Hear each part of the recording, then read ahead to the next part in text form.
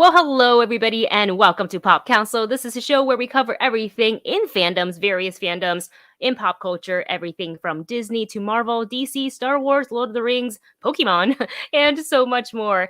I am one of your hosts. I'm Wendy Lee, and of course, joining me as always is which hold on a second. Nope. Jami Philbrick. Hey, Wendy, how you doing? I am doing so good. How are you? I'm doing good. Great weekend and ready to talk a lot of pop council stuff. All the pop council stuff. For example, we're talking the season finale of Marvel's What If. We're talking Agatha Harkness maybe getting her own show and a potential release date for Blade. All this and so much more. But of course, it is not a proper pop council without a third member. So we like to welcome properly into the show the outlaw himself, John Rocha. Hey, good to see you guys again. Thanks for having me back. What's up, John? What's up, Jamie? What's up, Wendy? How are you all? I kind of wish in a small way that I could like almost broadcast what we were talking about before, but it has nothing to do with pop culture. Not at all. Very off limits. Very off limits. Yeah. Hard no. No. Different do not show. pass go. That's a different show. After That's pop council dark. after dark. Yeah, exactly. After dark. Let's see if our Sure. CEO will let us do that. Be like, After Dark, what's it about? We just invite all the members. Let's chat and put it out for everybody to like. So, something a little different, yet probably the same to you if you've been tuning into the show for a long time. Because we are broadcasting to YouTube, to HCA's Twitch channel, and on Twitter as well. So you can now tune in from various places. And if you're watching us on YouTube, don't forget to hit that thumbs up button. Helps us get more visibility right here on YouTube. And subscribe if you can. And same goes for Twitch. Go ahead and hit that little heart button. Give us a little follow so you can be notified when we go on live. And if you're not following us on Twitter, what are you doing? Right. Follow us. Click it. All right, you guys, jumping into the first topic for today. There is a lot of trailers that's been dropping left and right, so I thought we'd dive into it just to talk about some of the trailers that would fit under the banner of like pop culture or geekdom. We got a new trailer for the Resident Evil, the new movie. Yes, we got another one. We got another sneak peek at Peacemaker that is coming to HBO Max. House of Dragon, of course, so we get to go back to Westeros for a little bit. The final one for Dune, and this morning, a brand new Eternals final trailer. So going to Jami first, what are your thoughts on watching these trailers? Did any of them stand out to you and make you go, yes, I am excited to see whatever it may be?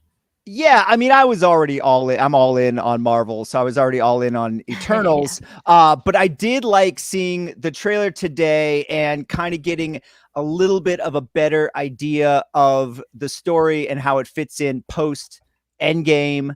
I thought that was really great that they sort of, spent some time kind of explaining that in the trailer, explaining who these people are. I think they want to kind of give audiences an idea. Obviously audiences already have an idea of what the Marvel brand is, but to kind of get an idea for what this thing is going to be that they're going to do and how it's going to fit in. So I thought that was great to get a little bit more details into what this movie is going to be.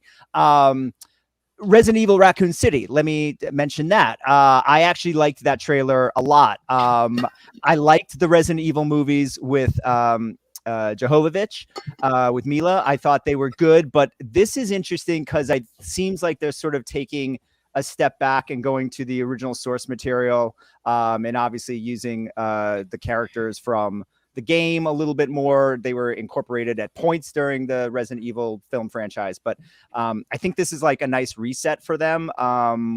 We'll see.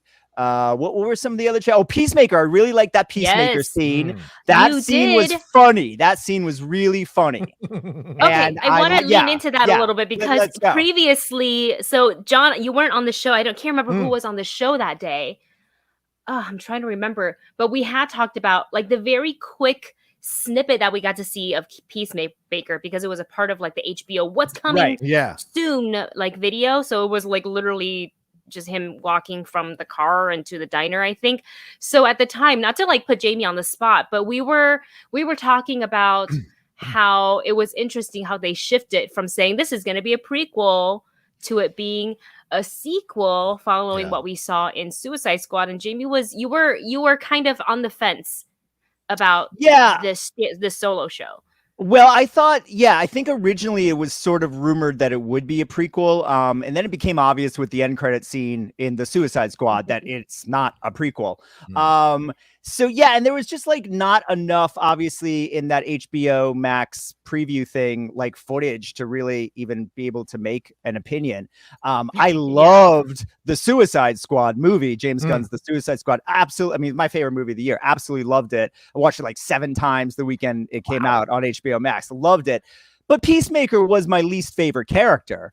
I did really like that character a lot, but was still my least favorite of all. I'd much rather see a Bloodsport TV show, or, if Rick Flag had survived, spoiler alert, a Rick Flag show, you know what I mean? Like there are other, but as far as Can you do the spoiler alert after you drop the spoiler? I don't know if that works, but yeah, okay. No, but it's been out. It's been out. Yeah, for a movie that opened 2.5 months ago that no one went to see, I'm really sure it's not a spoiler alert. That's fair. So I would rather, but I love James Gunn. I love his aesthetic. I love what he did with Suicide Squad. So I'm very interested in seeing this. And what I also liked about that sort of scene that they dropped was it really kind of focused on like Amanda Waller's group, right? Like on those side characters that we were introduced, Steve Agee and a couple other actors that we were introduced to in the first or the second, in the Suicide Squad, a James Gunn's movie. And so it's, the idea that maybe it's going to be less about Peacemaker and more about them working with Peacemaker is interesting to me. So I'm looking forward to that as well. And Dune, we're almost there. I don't need to see another trailer. We're almost there. I've seen enough. Like, I'm just ready for it. Like, I don't need to watch another clip of it.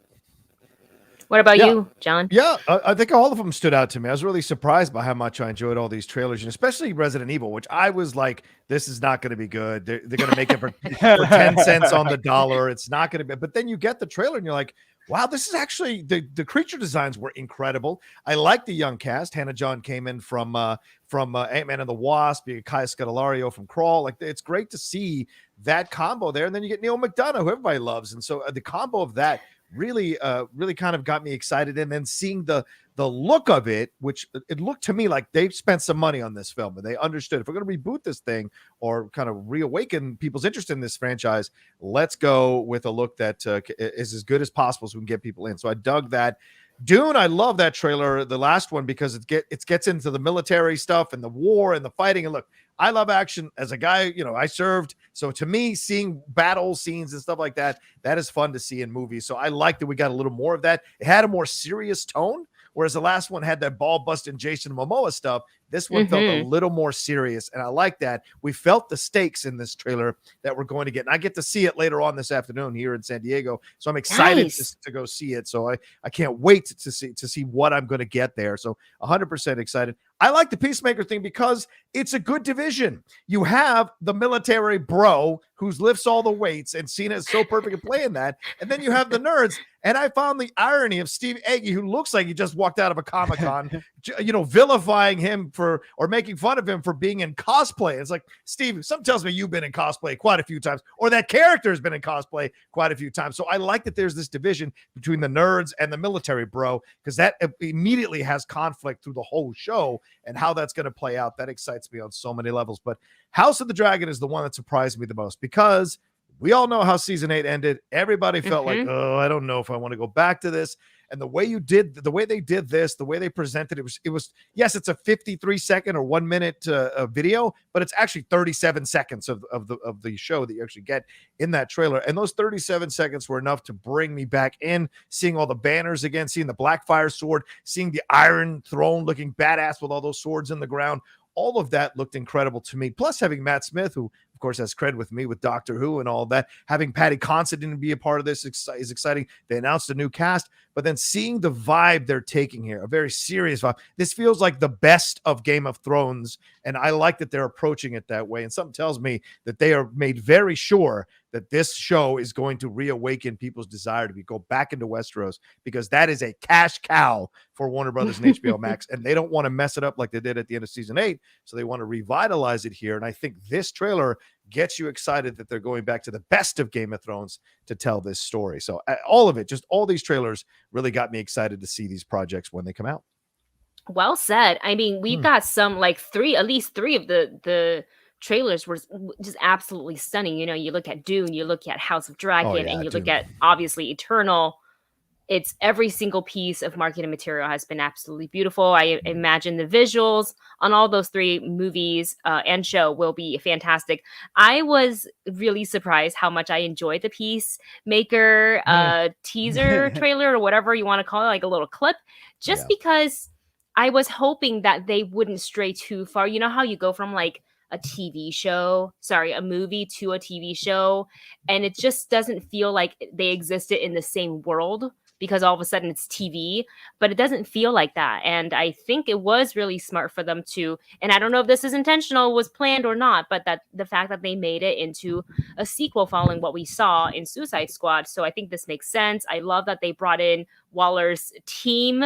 I would love to get like a hint at the aftermath of what can I say? Okay, I'll do a big spoiler warning here. So if you haven't watched Suicide Squad, maybe like mute for the next 15-20 seconds.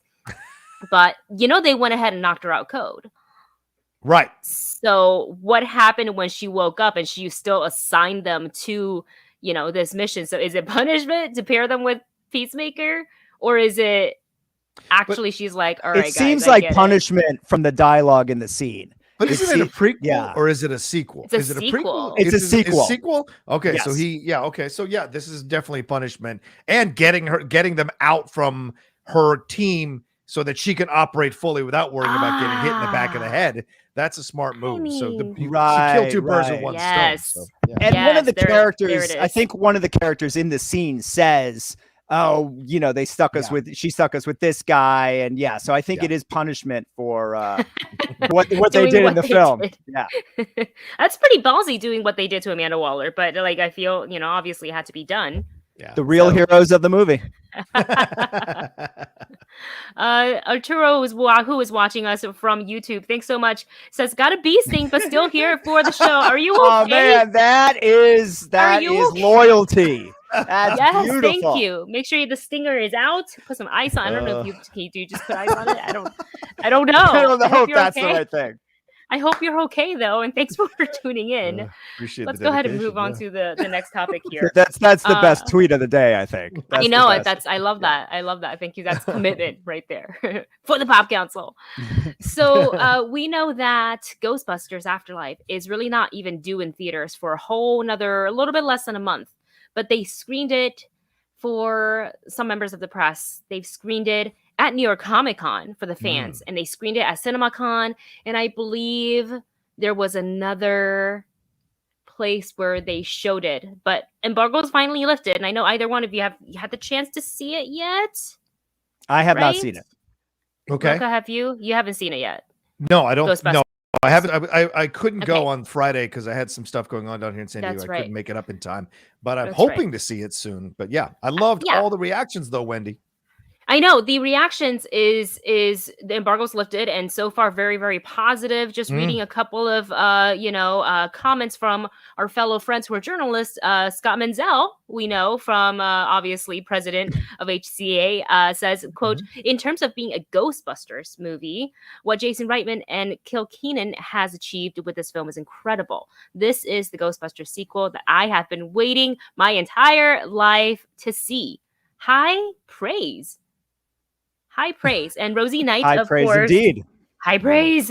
Rosie Knight from IGN says, make no mistake, this is a Ghostbuster movie through and through. So I really just can't wait for everybody to see it. I will have to say I agree with their sentiments, with their comments, and my reviews up on my channel if you guys want to check it out. We kept it real, non-spoiler. So don't worry about diving into that territory. But it is it's delightful. McKenna Grace is such a star. She like carry this movie on her shoulders, but from beginning to end. It's a really incredible to watch. So I can't wait. What were you guys' thoughts on when you saw the trailer and kind of thinking how it may or may not link into the first two Ghostbusters? Rocha. Well, I like the fact that they look, you deal with the one we had with the all-female cast and all the backlash of that. And like, okay, clearly they still think there's life in this franchise. So let's go back and let's connect it up to Egon. Let's make it part of his family. And of course, automatically you get the fans dialed in because everybody loved Harold Ramis. Everybody loved his character. And so the fact that he actually in real life passed on, that they're using that as a storyline, that he has passed on in the universe as well, and then having it connected to his family immediately gets us on board. You cast someone like Carrie Coon, who is one of the greatest actresses working today, bar none, who doesn't get anywhere near the amount of credit that she needs to get for the work that she does. Then which is a great connection. Then McKenna Grace, and then you see these cool gadgets where she kind of slides outside the car and is shooting the ectoplasm blaster. Like all of that works so well. And you hear the cameos of the other people coming in. That's great. But it has to work on a foundational story. And the way they're kind of reapproaching this through the kids' point of view as a studio business-wise, brilliant. You start young again, get young kids back into the Ghostbusters franchise. I was at Target yesterday, all kinds of Ghostbusters stuff and Ghostbusters outfits for people to buy for Halloween. So we're back into that kind of mode. It's a smart move. You appeal to a younger generation. That leads to more money down the road. And you can sign these actors for multiple movies. So all around, I think it's a smart approach. I like the vibe. You put it out in the Midwest, so you don't have the city aspect of it, which is a new way to approach this. And so it's fun. Plus, you totally touch on the Stranger Things stuff, which everybody likes as well. So it just checks a lot of boxes, and it's a brilliant approach. And I hope it works when I see it. I'm looking forward to it like crazy. Absolutely. Jami, your thoughts on how it connects to the first two? Yeah, I mean, I agree with everything that Rocha just said. I think that the direction, getting Jason Reitman, obviously the legacy of that, I think is great. And I think if original cast members are in the movie, they may not be. We don't know. I don't want to spoil anything. I think that the link through Jason, if it was just some other new director, I don't know if if the legacy actors would have wanted to come back, but Jason's in the first movie. He was on the set. So, he's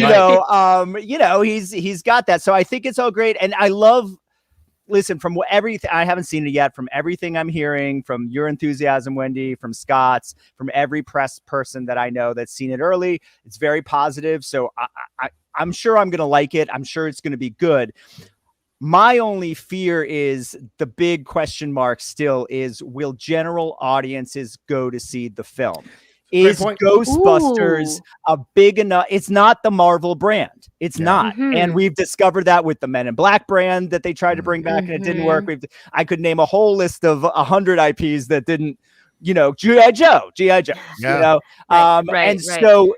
So is it going to catch on? If it does, I think that's good for Top Gun 2. If it doesn't, I think that's bad for everyone but Marvel. And so the big question is, because we saw it happen this summer with In the Heights, with the Suicide Squad, movies that all the critics loved, but no one bothered to pay tickets to go see in a theater. Right. So that's the big question mark for me too. And listen, it's half the battle, as they say in G.I. Joe. It's half the battle that they're getting great reviews a month out. That's really half of it. But any studio head will tell you they'd rather have bad reviews and $1 billion box office than great reviews and a dud at the box office. Look at Venom. Exactly. I was thinking that as I was saying that.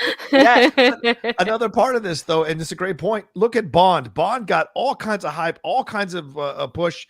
Everyone was, most of the critics, if not all the critics, were at least loving it or liking it. And at least then positive. It came out. Yeah, very positive. And it came out and it kind of slightly underperformed. So even in the US, you can't figure it out. Right. In the US, you can't figure it out. So you're just hoping as as Jami said, that there might still be some life in this franchise.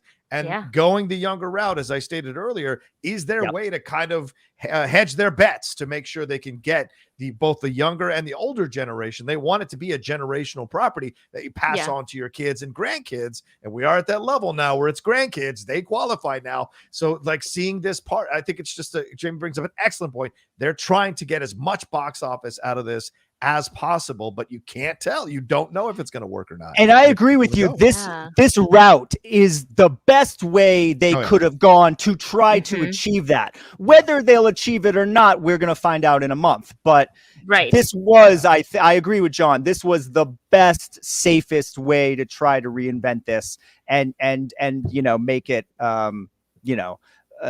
Marvel-esque in its box office returns. Yeah. Well, I can't wait for you guys to see it. I really enjoyed it. But you guys, that's such a good point, because I didn't even really think about, just because I am excited for Ghostbusters and because I'm a fan and grew up with that doesn't mean everybody else is, as interested. And so hopefully these positive reviews will give this film a leg up, because I really do think it's a super fun watch. And with that, we're going to go ahead and move on to some spoiler talk for What If. The season has finally ended. What if? If I could do a Jeffrey Wright impression, I would. Oh, do it. Oh, I can't do it. I am the Watcher. Nope, that's just me. It's Grizzly. It's kind of Grizzly. He's got like that deep bass that vibrates when you hear it. It's really fantastic. But we finally gotten to the very end. What happens, or what if the Watcher breaks his oath? And of course we kind of get to see this like final showdown between not just the Watcher and Ultron or Vision Ultron, but really he's assembled his own Guardians of the Multiverse, the biggest showdown against the biggest of all bads. So real quick, let's go around the horn, starting with Rocha, because I think you just saw it recently. What are your thoughts on this season finale? Did it meet your expectations? Yeah, I mean, we did a live review of it yesterday afternoon. We had, it's almost at 4,000 views already just from that, and which is good for my channel. So having so many people come in and take a look at this thing tells you the interest of this What If series. And I thought this finale merited that interest, merited that reaction, merited that love. The thing that they've been complaining, a lot of people are complaining about on the season finale of all of these Marvel shows has been that they haven't quite fully stuck the landing. There have been issues with storylines, issues with certain ways that they approach things or the messages they end on. Did they fully earn those messages? And in this case, I think this is the best landing they've stuck yet in any of the 4 series. And I really enjoy the Guardians of the Multiverse. We did have to kind of make up our own minds about Iron Man and Gamora and what's that all about, because we didn't get that episode. So we had to kind of accept the things that were being handed to us. But I love the fact that the Watcher was picking such an unusual crew of people to be the Guardians of the Multiverse and throwing in that unknowable element of Killmonger in amongst these heroes to see what could happen. So it was just brilliant work overall. Loved the dialogue, really enjoyed the action sequences. We said this on our review that some of the action sequences that you saw in the film compete or rival anything you saw in Avengers Endgame or Infinity War in terms of pacing, in terms of look, in terms of design, choreography. All of it worked really well. And then you had some nice emotional moments with Haley Atwell, who again is just so perfect when she comes into the MCU with anything she does. She understands it, she gets it, and she brings those characters to life when she has a chance to play Captain Carter or Agent Carter in any format. It's great to see. And even Lake Bell, you got to give a shout out to Lake Bell, who does a great job kind of mirroring Scarlett Johansson's speech patterns as Black Widow, but definitely making it her own. And that makes me excited for sure. So I thought this was a great ending. They touched on so many things from the other episodes. I mean, that zombies moment, having Scarlet Witch zombie, just so brilliant how they were able to use little things from all the other episodes. Yeah, there you go. And work them in to the show. Just was brilliant and good ending, and loving the Killmonger twist near the end. And then, of course, you get what I call Zolatron at the end as well. I love that, which was great. Oh, yeah, there like he's in the Matrix. Yeah, so good. So good. Zola was great. Thoroughly satisfied. And your thoughts, Jami, on the spoiler? Oh, sorry, on the final episode. Yeah, I agree with mostly with what John said. I really liked the episode a lot. I thought it was great. I loved the payoff of bringing together the Guardians of the Multiverse in this group. I will say that at first I did not agree with Killmonger being part of the group. I thought that was a bad idea, but obviously I was right. But there was a reason for it, and so I thought that was explained. Right. You know, that came through well. I will say that for me, it was problematic that they had to cut the Gamora episode. Yeah. So Yeah. that was a big problem for me. That was the only thing that would hold me back from saying 10 out of 10. Is that I do think that we had the backstory to all these other characters, and then it's like, hey, there's this person. You're like, what? And you're not connected to her or her story in this universe. So I did think that was a problem. And I get it. They had to push that episode back. Marvel, they're playing a large chess game, and so they're always a few steps ahead. And I would have thought they were a little bit more ahead of that. Maybe we needed to finish this season on episode, 8 and have 9, and then what we saw as 9 be 10 in a season 2. I don't know. Maybe they needed to push the finale back because they couldn't get in that other episode. I think it's kind of ballsy that they went forward with it anyways, since it was such a, pivotal thing. But so I do think it distracted from the episode a little bit, having this new character that we don't know and that we're going to see her backstory later, presumably. Yeah. But other than that, I loved everything about it. I loved the Watcher getting involved, and I loved the Black Widow sort of ending up becoming part of the Guardians and not even, knowing it, and how her story ended when they, spoiler alert, put her into another reality. So I loved it. I loved it with the caveat of that I was disappointed that they couldn't figure out the Gamora end of it a little bit better. Yeah, I agree with that. I really wish we would have seen, getting a little bit more backstory on that episode, specifically kind of like what were they making in that moment. And we see Tony in that awesome Iron Man suit. So just very curious about that. And I mean, they were ready to take down, with the Infinity Crusher. And she's got that ready. So I imagine that would be maybe the first episode we come back to season 2 with. To kind of say, hey, remember, this is what happened. Well, here's what you missed. And so we kind of go backwards. It is a little bit unfortunate, but I feel like nonetheless, I am happy to have Gamora as a part of the team. We also got what is that called? A post-credit scene in this one, because that was kind of throughout this final episode is a lot of reminder of, Peggy and how she's never going to be able to see Steve again and to have that in her life. And so she has this it's a short conversation as they all part ways after defeating Ultron. And she said, haven't I done enough good?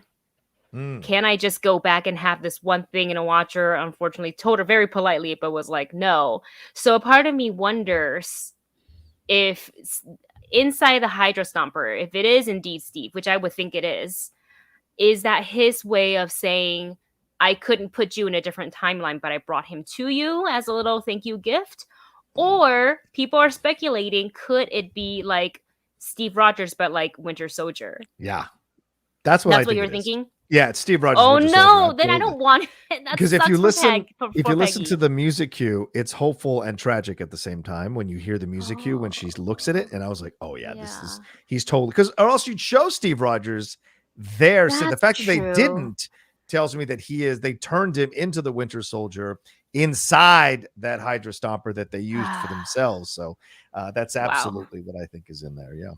I agree with Rocha. I think absolutely that they're leading up to Steve being the Winter Soldier.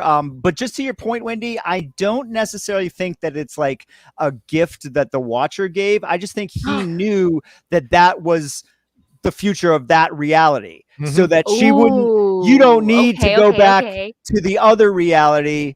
Well, one, because Steve might not be in it anymore if he's frozen somewhere, if he's become a Russian spy, and that your love, whether he's, hypnotized or not to be the Winter Soldier, you will see him soon in your reality I'm sending you back to. So I don't think it was a gift or anything like that. I just think he knew that it was coming.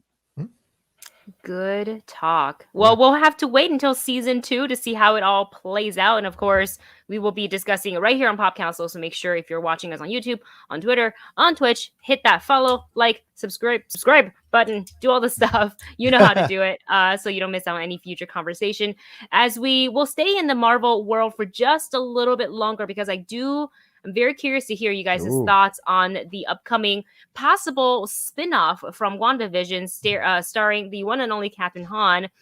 So she would potentially getting her own Agatha Harkness show. So according to an article on Variety, this is being described by sources as a dark comedy, but we don't have the exact plot details, obviously, but we do have the head writer, Jack Schaefer, who's going to serve as the writer and executive producer on the project should the spinoff go forward. So real quick, going around the horn, what are you guys' thoughts of Agatha Harkness' solo show? Jami. Well, it makes perfect sense. She was the breakout character, the breakout star of WandaVision. Everyone, I mean, how many people are singing the song? It won an Emmy. Like we love, everyone loves Kathryn Hahn. So yeah, it may, Disney obviously and Marvel want to stay in the Kathryn Hahn business. It's a great character for her. I've also heard some reports that she may be signing a deal to appear in multiple Marvel things across the board in addition that would make sense to the possible series, which absolutely makes a lot of sense. I would actually not be surprised if we see her pop up somewhere long before we see the pilot episode of this series. So I mean, I think in some ways it's kind of a no-brainer. I'm surprised we didn't assume this was going to happen earlier. I think it's great. I mean, we love the character. I think there's a lot that they can explore in it, and it'll be interesting to see if she's the hero or the villain of her own story. Yeah, I think Jamie's spot on. Absolutely. And Agatha Harkness has such a long history in the comics, so it only makes sense. And let me tell you something. The fact that you come in and play essentially a side character or a supporting role rather to the main leads and almost become the star out of that show, that says volumes about Kathryn Hahn, who all of us knew, but she has ascended to that next level that sometimes people do when they get onto the right show or movie, and all of a sudden everybody goes, oh my God, she's amazing. And we're all like, yeah, we all knew it. What the hell? What took you so long? And so it's great to see that everybody's on board the Kathryn Hahn train now and appreciating her talent, her abilities, and she's great. So giving her now a central role to play in this series will be fascinating. Will we see the kids? Will we see a episode where Wanda and Vision show up or White Vision show up? Will we see that? I'm curious to see how they're going to play this out and who are going to be the characters that get into this series. And is that Marvel introducing even more of the magical witch, sorcerer side of things of the universe? Because we're going out into space for the Eternals and coming back to Earth. And we've gone out into a little bit more of the occult and magic and sorcery stuff through Doctor Strange. So this is so interesting, all these different tentacles that are happening here in the world of the MCU. So this is another one to go forward with. Jock Schaefer, she's growing as a creator. She's growing as a writer. We're rewatching the WandaVision stuff for the show I do on stereo with the Lady Outlaw, my girlfriend there. And so it's great to reappreciate what she's able to do. There are a couple of issues I have with WandaVision overall, more with the Monica Rambeau, how they kind of play that storyline out. So, but you have to remember, this is still a young creator who is learning project to project. Because remember, she did The Hustle as well, and nobody saw that stuff. So she's building, she's growing, she's learning. So here's yet another series that you can learn from, grow from, become even better as an artist, and us enjoy the fruits of your labor as you give Kathryn Hahn a showcase for us to appreciate this character even more. And I have a feeling, someone clip this out, I have a feeling in the future she will be as integral as Doctor Strange in that side of the MCU down the road. Agatha Harkness. I just think it's her and Benedict Cumberbatch going toe-to-toe. Sign me up for that. Both verbally and powers-wise. And there's a lot of magic. I mean, we know there's going to be magic in Spider-Man coming up. Yeah. There's going to be magic in Doctor Strange. So there's a lot. And obviously wherever Wanda appears again after Doctor Strange. So there's a lot of the magic world of Marvel to kind of tap in with her. Shang-Chi. Remember the post-credit of Shang-Chi, right? Absolutely. Sorry, and I was just going to also add, let's not forget that she's also Dr. Octopus in the Into the Spider-Verse. She is the multiverse. And I wouldn't be surprised if we see a live-action version of that at some time down the road. Oh my, yes, make it happen. That would be awesome.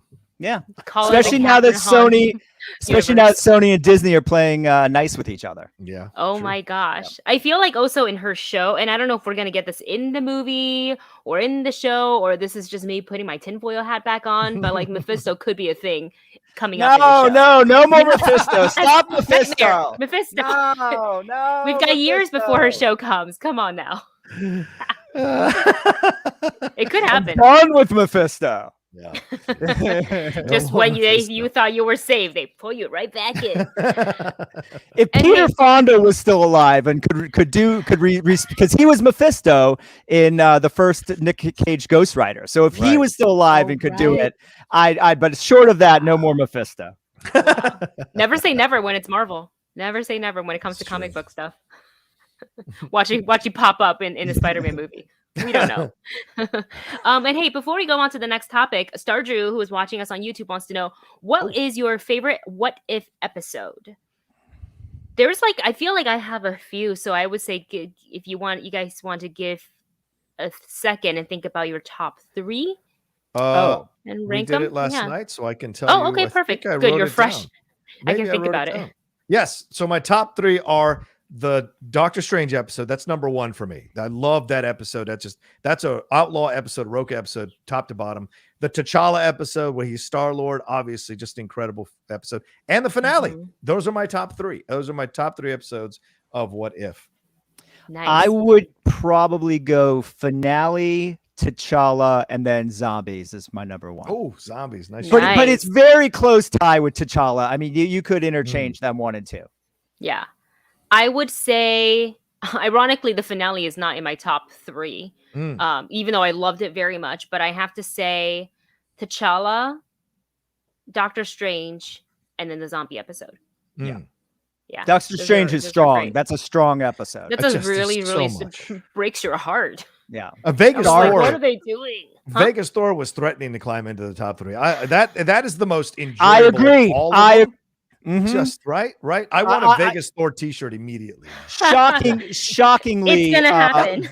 It was a shockingly good episode. I thought that was going to be the throwaway episode I could care less about, and it actually, I agree, it's a really, really good, fun episode. Yeah, I agree. Yeah, amazing. So you guys let us know in the comments what your favorite episode of What If is, so we can go ahead and read about that as we dive into the next topic here.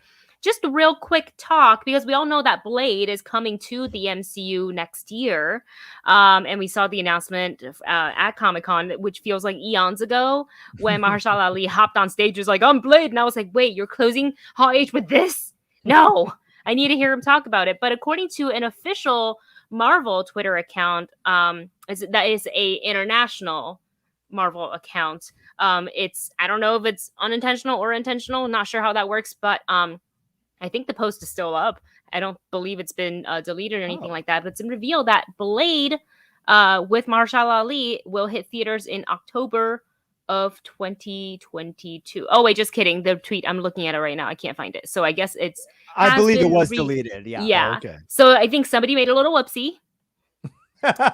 Somebody made a little whoops. But, I don't feel like that gives us any sort of spoiler or tell of oh, this is going to be between this movie and this movie, therefore it means XYZ. I don't really think, as much as I speculate about Mephisto and Nightmare and all that stuff, and oh, we're going to see the Fantastic Four because Monica Rambeau said this in the show. I don't deep dive into movie release dates and see what movie they're sandwiched behind or in front of to go, okay, this is going to play out this way. I don't pay attention to that until after I've seen said movies and go, okay, now if I look back at this XYZ things make sense because maybe they hinted at it. But what are your thoughts on potentially, because they could move it, nothing is really concrete. I feel like when it comes to movie release dates, because all movie studios do this, they move dates as needed. But potentially it coming out in October of 2022. John?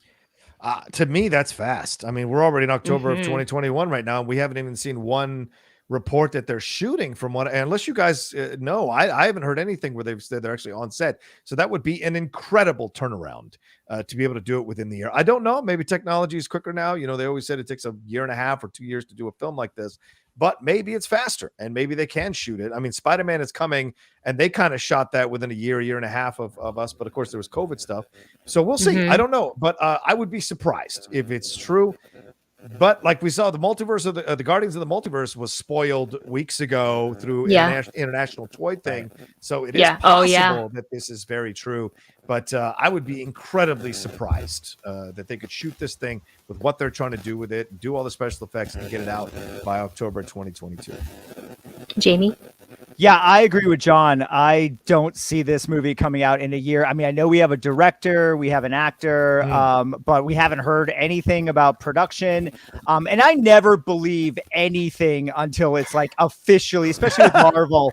Until it's like I literally did not believe Sam Raimi was directing Doctor Strange 2 until like a month ago, because I just until Feige says it or there's official press release, I just don't believe it. So now this would be somewhat official, but it's an international tweet from Marvel's official site. I kind of agree with what Wendy, what you said was, whoops, some intern somewhere made a mistake.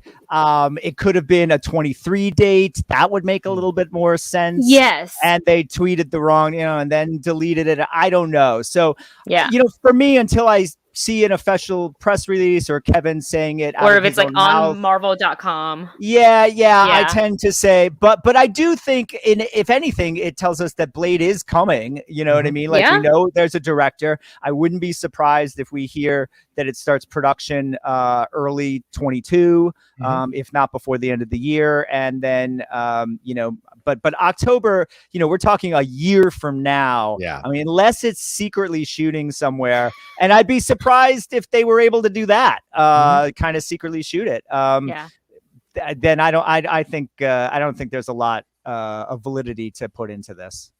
Yeah, usually they on social media, they'll go like, oh, Blade has started production. They'll have like a photo from set of like the clapboard or something like that, just to kind of like commemorate like we're first day in production. We have not gotten any of that. So a 2022 release, I mean, would I want to see it in 2022? Absolutely. Like, of course I want to see Blade as soon as possible, but just at the scale of how Marvel shoots their movies and the care that they put into, post-production, CGI and all that stuff, like a year is, as many experts they have on the team, that's very, very soon. However, I will say I like that they would be dropping it, whether it's 2022 or 2023, which is more likely. October sounds about right because it's vampires. Yep, 100%. So I would like that very much. Yeah. Although they're dropping Mobius in January of next year, right? So isn't that the release date? That nobody knows anything about vampires in January. So I don't know. It is. It was originally supposed to be October, and they pushed it. So yeah. So. I wonder if they'll push it again. And just like I hope not. 5 times already they pushed it. You want to see it. And also, just on that point, we know that Michael Keaton is in Morbius, and so not true. It makes me wonder if there's some connection, like to the next Spider-Man movie, and if they're missing the mark by pushing it past, then that'll be sort of like, almost a prequel scene in a sense. I don't know. I don't know how much Michael Keaton has involved with No Way Home or not. Because you've got December with Spider-Man and then January with Mobius, so that makes sense. That actually they connected, They could connect, and it might have to connect in a retro way. Yes, where the events of Morbius take place before No Way Home. Yeah, I mean, also if you've seen Venom 2 and you stayed past the credits, there's so many endless possibilities. That's true. You got thoughts on that, John? We can talk about it. We have time.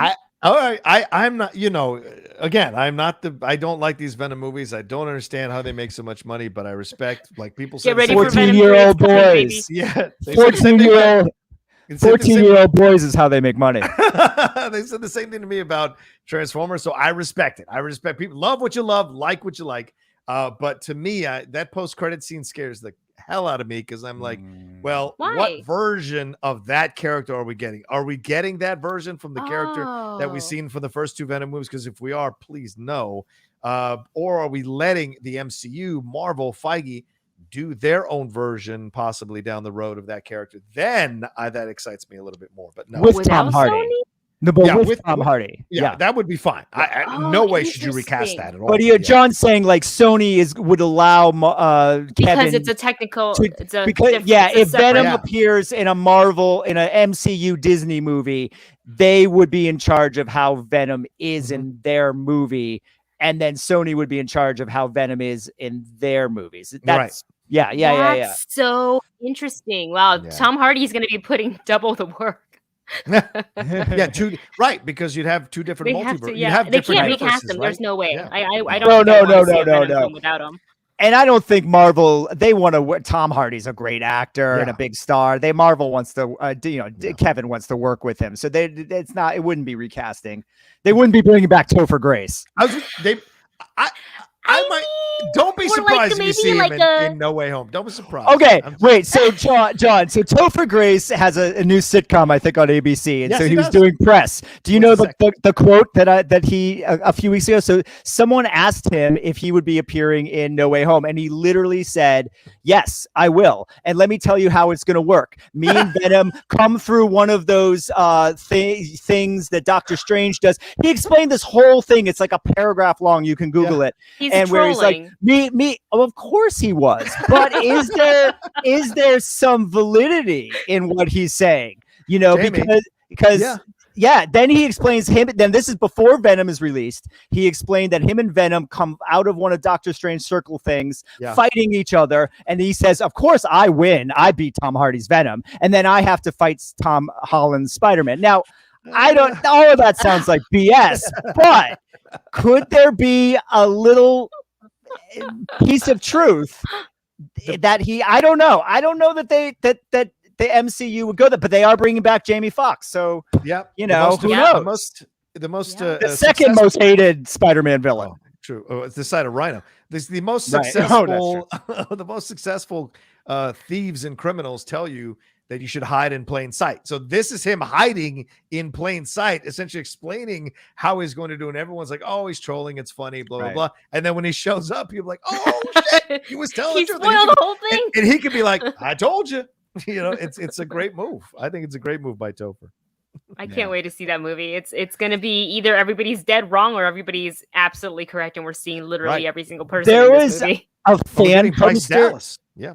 There was a fan poster some fan made of and they captioned it like "My Expectations." Do you guys know what I'm talking about? And it's a Spider-Man No Way Home poster, and it's got like every Marvel villain, like Ben Affleck's Batman's in it, Darth Vader's in the poster, and it's like, will this meet my expectations? And that's kind of what we've all done to ourselves at this point. Like, you know what I mean? Like, if Tobey Maguire and Andrew Garfield are in Spider-Man No Way Home, I think we'll still be disappointed. Yeah, because you start to raise the bar, right? Jesus Christ would have to appear in No Way Home. Walk on water. You know what I mean? To kind of get excited about it. So we'll see.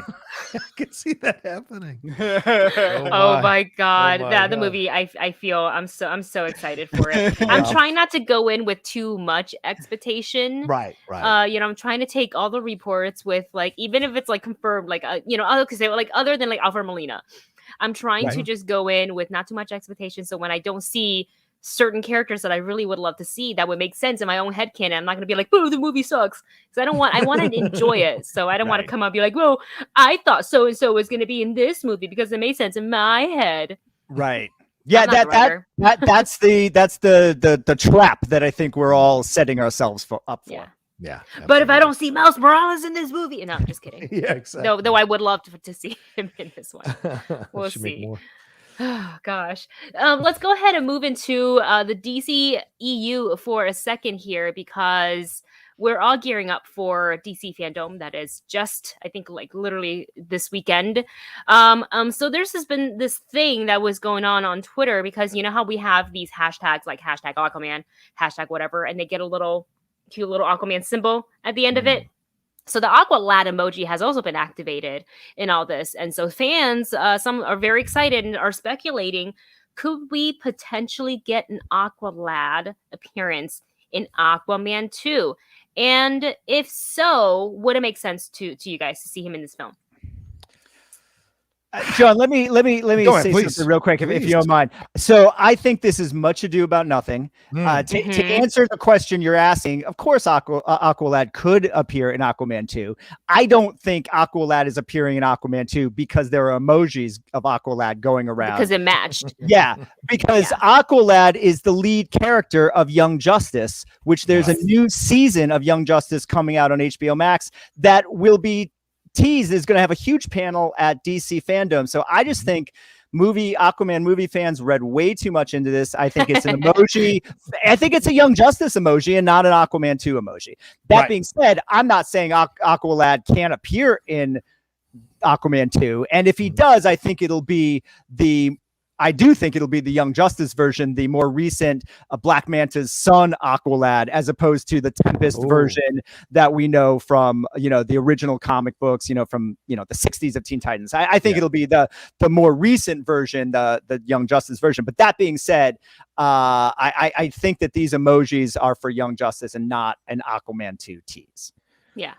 Yeah. I mean, I can see the fans. Go ahead, John. No, go ahead, Wayne. Sorry. I was just gonna say, I can see the fans' excitement for it, because, like, I'm also a fan of Young Justice as well, and I felt very connected to all those characters, and I think it would be really cool to see them, obviously join in the cinematic universe of that, and the fact that not just that he had a hashtag, but the little Aquaman symbol, the Atlantis symbol that showed up at the very, it's exactly the same, but it's like, do they have? Is it worth crafting two different types of emojis if it's all under the same universe? But I can see the fans being excited about it, because it's coming, and who knows what we're gonna see in Aquaman. So I mean, I'm not holding my breath, but it would be really cool to see an Aqualad in, like, at least a post-credit scene. I think that'd be cool. Yeah, I think Jami, what you said, I think kind of strikes me. It feels more correct that he may be referenced, or there may be an allusion to an Aqualad, and if we do see it, it'll be under the Manta umbrella rather than the Aquaman umbrella, and I like that. I think that's an interesting approach to it, 100%. But yeah, I mean, this is great marketing by DC. This gets people excited, tongues wagging. We're talking about it on the show, so it's smart marketing on so many levels. But because what other symbol are you going to use? Do you know what I'm saying? Right. This is synergy, and you want this symbol to be essentially the connective symbol to anything Aquaman related. So it's smart on so many levels. Like and I'm looking at a Young Justice tweet right now, and the Superboy emoji has the Superman logo. So it's just all kind of connected in that vein. So to me, it doesn't 100% mean that he's going to be in Aquaman, Lost Kingdom, whatever the hell that sequel's named. He might be in that, or it's just a Young Justice thing. I think Jamie's 100% correct, because they've been doing a lot of push for Young Justice the last few days, with it coming out soon. Greg, people involved in that one as well. So I'm looking forward to it like crazy. So it just makes sense. But hey, it's fun to talk about. It's fun to speculate, and we'll see if it happens. Maybe hanging out with the octopus playing drums. And also, if you have not watched any of the previous Young Justice seasons, go do it right now. It's such a good show. It's such a good show. Yeah. All right, we're going to wrap up this show with a little theme park talk here. I don't know if either one of you are as into Pokemon as I am, but we're going international with this news, because Pokemon, it could potentially, I think it's happening, coming to Universal Studios Japan. So they have announced a new partnership to bring the universe of these Pocket Monsters to life through a very unique theme park experience. So the two companies have pledged long-term cooperation to explore new technology that can help bring Pokemon to the real world. And the first attraction is actually set to be released already in 2022. We all know that Japan Universal over there have already opened to the public their Nintendo Land there. You can literally interact with the props there. You have this power up band that you can purchase that allow you to kind of track your activities, collect coins and power ups. There is a really cool Mario Kart ride that uses AR. So I'm wondering with Pokemon, and the whole thing is, you throw a little Pokeball and you catch them in your thing. I wonder if they'll be using very similar technology for to integrate Pokemon and the attraction, whatever it may be, because all of this is relatively new, so I don't have all the details. But you guys' thoughts on one, the Pokemon phenomenon that has continued to go for years and years and years, and that it will finally be in a theme park. I defer to Jami. I'm not as learned in Pokemon as you two might be. So I'm not learned in Pokemon at all, but I am learned in this business of Hollywood and IP, right? And this is a very powerful IP. This is an IP that's lasted about 30 years now. Oh, yeah. I would argue it's stronger now than it's ever been. Oh yeah. So the idea that Universal would purchase or license the rights to this huge IP to then be able to use in their theme parks, just makes a lot of sense to me. And I'm surprised someone hasn't done it earlier, and then to incorporate the game, the sort of the mobile game phenomenon that happened of actually catching these, I think it's great. And to add it to the Nintendo stuff and all that, like, it makes a lot of sense. It's such a global brand, right? It's not just like a US brand, like maybe cars or something. Like it's a global brand. So I think, it's a good business move, and I hope that fans are happy with it as well. I think fans are going to go absolutely insane. Like, I thought the fans were going crazy for obviously the Nintendo stuff because there's a huge fan base there. Like, we all grew up with one sort of Nintendo, right? At one point or another. But Pokemon hits, it's a whole different thing. And so good luck to all the employees when you guys open that part of the park, because it's going to be insane. The merch is going to be crazy. And I wonder, so my husband and I were speculating about this because we had remember a conversation or an interview that we watched with the director of Detective Pikachu, and with Pokemon, you don't just and again, they struck a deal, and we don't know the details of the deal, but for the movie specific, they had to pay for the license per Pokemon. Oh, wow. So I wonder if that may be the case for Universal Japan. And if that's the case, I think maybe they start us with just a select few from, the very, the very beginning starters maybe. And then seeing how obviously it's going to be successful. And once they make some profit, maybe they'll go ahead and purchase more and more. Or the deal could include this package of Pokemon. I don't know. But I just know that the movie, they were required to pay per Pokemon. That's which I was that's so expensive. Because I would assume that it's an overall deal. Do you know what I mean? Like for all of Pokemon and not, but that's a great racket to make a lot of money if they sell those, if they license them individually. Imagine if Marvel licensed, well, I guess they did at one point, but I guess they did. Yeah. That's how they kind of got into the movie mess they've been in the last 20 years.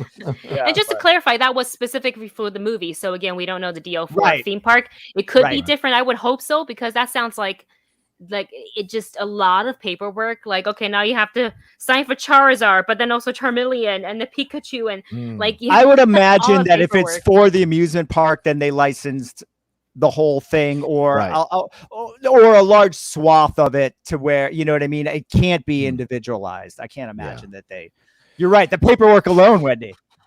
I mean, just the Spider-Man drama between Sony and Marvel that contract's probably this thick or this tall, so of what you can and can't do with that character. So it does kind of make sense that they would license them out one character at a time, because then you can see how they use that character. And if they are respectful of the character, if they adhere to the requirements, then you can, okay, now you can get another character, because, When do you know that they are very protective of the Pokemon IP, character by character, and overall? So it is. There has been all kinds of stuff that you've read behind the scenes about how they approach this and how much care and love, and the fans. You think we're expecting a lot from Spider-Man? Imagine being a Pokemon fan. Those fans are rabid about. Don't get it wrong. Yeah. Don't get it wrong. They're like Game of Thrones fans or Walking Dead fans. They will string you up if you get it wrong. So it's no joke. They're very protective of their fandom. So I'm not surprised. And I think it's a smart move to go character by character, just to trust them. Yeah. And the theme park gets me. Just another reason to go visit Japan.